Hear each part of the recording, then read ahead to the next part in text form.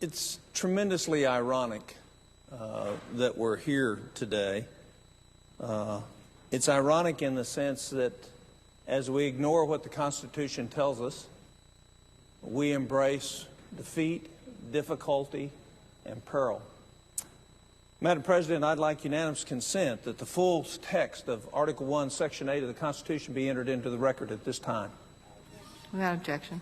I'd also ask unanimous consent that the 10th Amendment to the Constitution be entered into the record at this time. Without objection. For those of you that are not familiar with those two portions of our Constitution, they're very clear. Article 1, Section 8 is the enumerated powers that are given to Congress. They're very specific. They're very direct. It tells us what we're to be dealing with and what we're not to be dealing with. It tells us the extent to which the federal government is to intervene in the lives of Americans. The 10th Amendment, on the other hand, says that whatever isn't included, specifically listed right here in the enumerated powers, is totally and absolutely reserved for the rights of the states. As a practicing physician, I compare where we are today like that of a physician that commits malpractice. We have a patient with cancer, and they have a secondary pneumonia because of the cancer, and we're going to treat the pneumonia. We're going to give the antibiotics. We're going to give something to lower the temperature. We're going to suppress the cough. We're going to thin the mucus. But we're not going to fix the cancer. We're going to ignore the cancer. Let me tell you what the cancer is. The cancer is Congresses, for years upon years, have totally ignored the Constitution of the United States and taken us to areas where we have no business being. There is no way you can justify in the U.S. Constitution that the country ought to be the source of mortgages for homeowners in this country, yet Fannie Mae and Freddie Mac control 70% of the mortgages in this country. I plan on voting for this bill. I support that we have to do something now.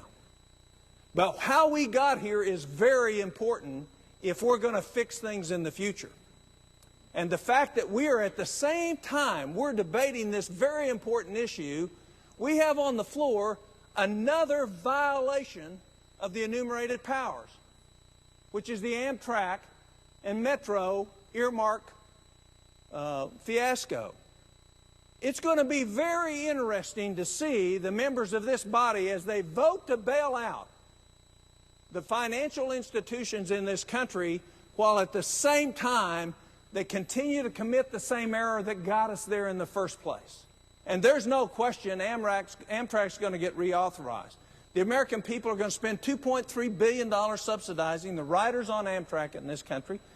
In 2006, we subsidized food on Amtrak to the $100 million. I think it's down to $70 now, despite an explicit provision within the Amtrak bill that says they will never sell anything for less than their cost and they will lose no money on food. Now, where's the answer? The answer is there's been no oversight to make sure Amtrak doesn't lose money on food. We've just ignored it. We've ignored the enumerated powers of the Constitution. We are now committing the same federal error in a much smaller way on Amtrak as we did on housing. If anybody in America is mad about this situation, there's only one place they need to direct their anger, and it's right in the Congress of the United States. And it's not specific members, it's bad habits. We're not going to cut out the cancer. We're not going to give the radiation therapy. What we're going to do is we're going to continue to treat the symptoms rather than directly go after the cause that has created the greatest financial risk and peril this country has ever seen. We're not going after the cause. The cause is get back within the bounds of the Constitution that very specifically says where we have business working and where we don't.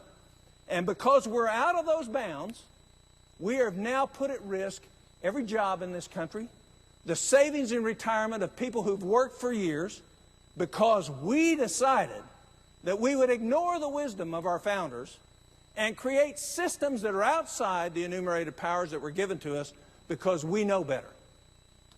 We know better. We don't know better, it is obvious. And had we done, there's no administration, it's not the Clinton administration or the Bush administration fault we're in this mess. Because if you say that, what you have to say is you did all the oversight, you had all the hearings, you knew it was going on, and you didn't do anything about it. So either we didn't know, or we did know and did nothing about it. There's only one place to come to hold accountability, and it's in this body. And you're going to get a see tonight.